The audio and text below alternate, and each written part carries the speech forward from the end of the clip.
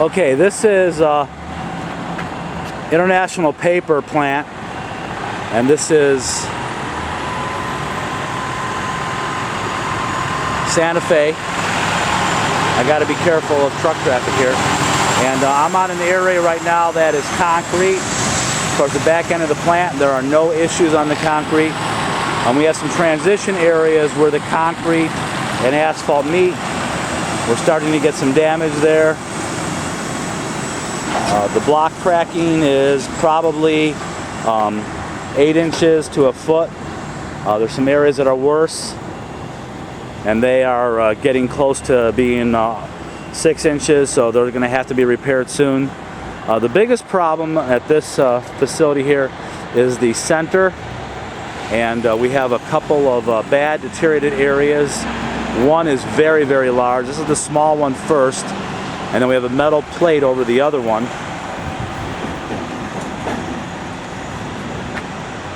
Now that has to be full depth repair. We don't know why that's happening.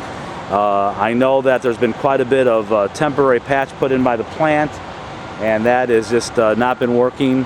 The area that I'm standing on is starting to get badly alligatored. They would like to seal coat this asphalt. The problem is there's only one entrance, and a seal coating project would mean logistically relocating trailers, and candidly I don't know that it would last that long. So I'm not sure that's the best way to spend funds at this plant, except for cosmetic. There'll be no structural benefit. I'm going to estimate, and right now I'm shooting an area that is been patched before, and it's almost like a trapezoid, and it's still breaking up. So I don't know if it's because it was a thin overlay. I can't tell 100%. It looks like it was maybe an inch and a half overlay, which is exactly why I don't want to recommend any more overlay at this particular spot here. So I'm going to predict that if we were to full depth patch, we would get 2 more years out of this drive lane area here. There are no dolly pads or concrete under trailers. There is some issues with some bollards that are bent that should be straightened out.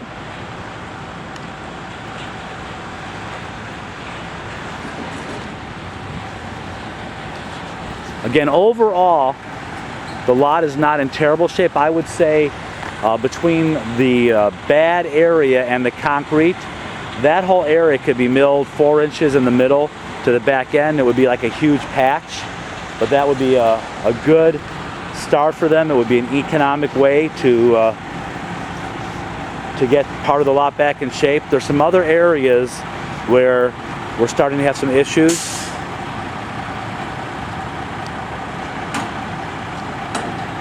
So again, these are block cracks. They're tight. No asphalt's moving yet. Nothing's popped. Again, I think we may have 2 years. I would say between 18 months and 3 years max. And we're starting to see some depression there. So there's something going on underneath. We'd want to know what that's all about. Another one here. So these areas could all be patched at the same time. Probably wouldn't be a bad idea and would not cost a tremendous amount of money to do that. Again, a depression here, holds water, asphalt's failing, but it's a very small part of the parking lot. Then we have this drive-through area, and they do a lot of loading here. So we have some depressions. And again, at some point in time, this aisleway will need to be milled and paved. And this will have to be leveled. Right now the asphalt's in pretty bad repair here. I'm going to guess that we're going to get another year out of this at most. This would be a 2012-2013 repair at the latest, in my opinion. Again, not a super large area, but we'll get some measurements on this.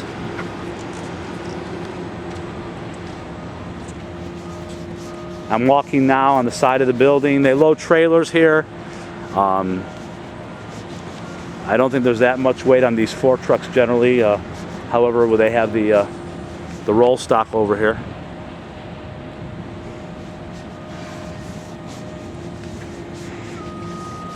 Again, another bad area. In comparison, these areas are similar to what Aurora was like, but not all over. So this is another candidate for maybe a center pave. The areas where the pallets are stacked look in relatively good condition. So this is an area that could possibly be milled and paved even on a Friday or Saturday, and not have a lot of disruption to this plant. This plant has only one entrance and exit, so there is no other way to divert traffic. This is the same area, different view. We have about a 2-inch depression here, and aggregate that is failing. It actually looks like it's shoved on the left-hand side, so it's definitely an issue with some either base or some shoving with heavy loads. Then there's an area here that I'm coming up to, which is actually interesting, where they've paved over concrete. They have a few areas that have failed, should be touched up just so that it doesn't continue to go. Holding up better than I would have probably expected based on what they did. There is fabric underneath the asphalt, but the problem here is that they didn't put enough asphalt down. This is about an inch and a half, an extra half an inch to to get it to 2 inches. We would have had a little bit more success. This is the aisleway going out. Some bad areas here. Obviously we have some dumpsters here. We probably have some garbage removal stuff, and the area where the starch tank meets the concrete's a little low. I don't see it as a real problem. It doesn't seem to be a huge trip hazard. If it was milled and paved, it could even up, but it's definitely lower the way the pad is sitting. Holding a little bit of water here, nothing drastic. Overall, this part of the drive lane is not terrible. Some patching could be done, some crack sealing. Could extend this probably another, I'm going to say 3 to 5 years. But we'd have to do some extensive patching. Maybe even a real long strip here, 6 or 7 feet wide, maybe 8 foot. There's a track at this gate. This is a little bit of a area of concern.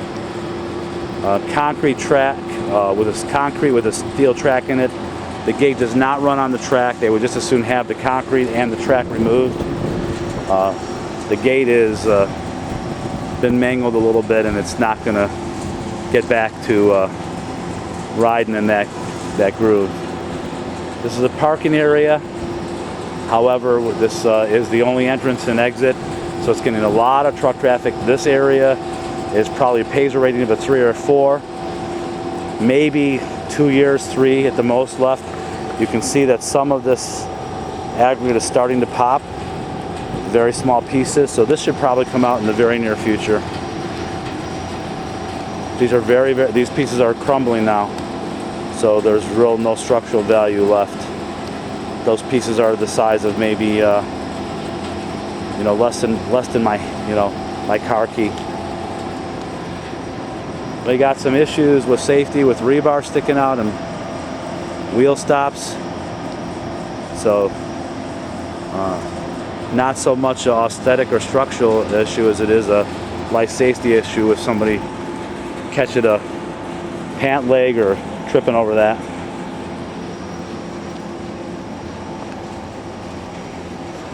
The speed bumps are probably adding some damage to the asphalt because they're making the trucks slow down and brake. I'm not suggesting we remove them. I'm just letting you know the areas before and after the speed bumps are a little worse. So at some point in time, this whole drive lane is going to have to come out. I don't think there's much to save there. You could probably save the parking spaces if you wanted to cut along the side. Just get rid of those speed bumps, replace them. But they are really, that's half of a wheel stop. So from the whole stall length, left to right, these are half size, and they're not doing anything but creating a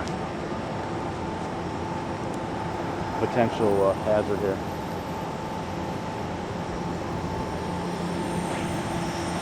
Same thing here.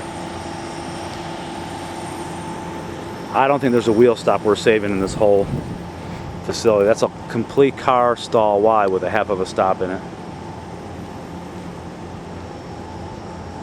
So the challenge here is that area in the back in this drive area.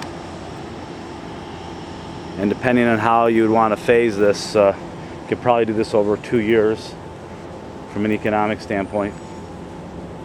I'm going to go now to the front entrance. This gets primarily car traffic. They would like this whole thing crack sealed and seal coated.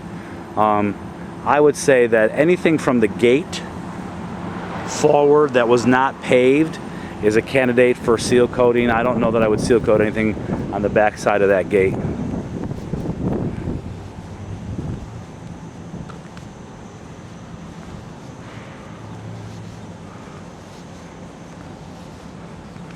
And I'm going to stop here. There really is not a whole lot more to see in this front lot. I don't know that I would even think about doing anything besides seal coating and crack sealing this lot from a protection of the asphalt continuing to dry up and what have you. Got one little issue here near the front door. So just for clarification, I'm going to take a picture of the sign.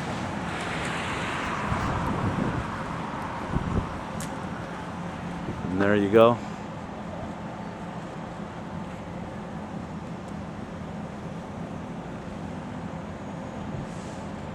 International paper, Santa Fe Springs, California.